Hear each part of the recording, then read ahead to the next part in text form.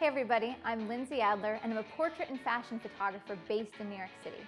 Even when using just one Speedlight, you can make massive changes to the use of modifier and angle of light that will change the mood of your portrait. I want to start off by trying to get a little bit more of a dramatic portrait here. A more dramatic light is created by smaller light sources. The smaller the light source is relative to the subject, the more contrasty it is. So what I'm going to do in this case is grab my FlashBender 2 Small. Let's take a look at what that looks like from this angle. The light is pretty flat straight onto camera, so there aren't a lot of shadows. The key to drama is shadows.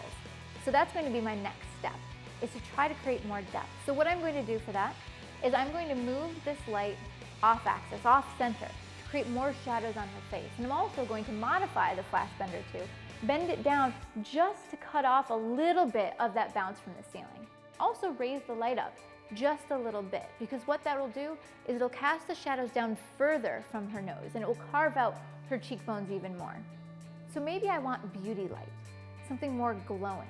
One of the things I can do to get softer light would be to select a larger light modifier. Because remember, the larger the light source is relative to your subject, the softer it's going to be.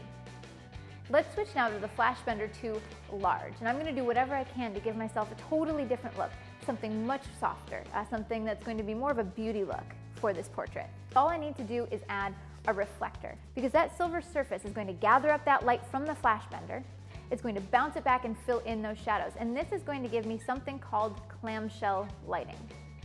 Clamshell lighting is very traditional in beauty lighting.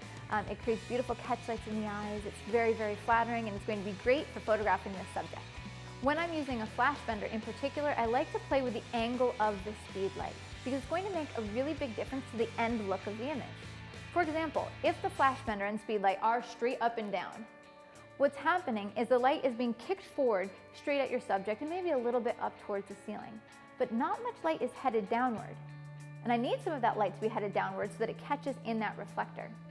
There is a ton of versatility when you're taking a portrait using Speedlights. Even just changing from a small FlashBender to a large FlashBender is going to make a massive difference to the quality of light.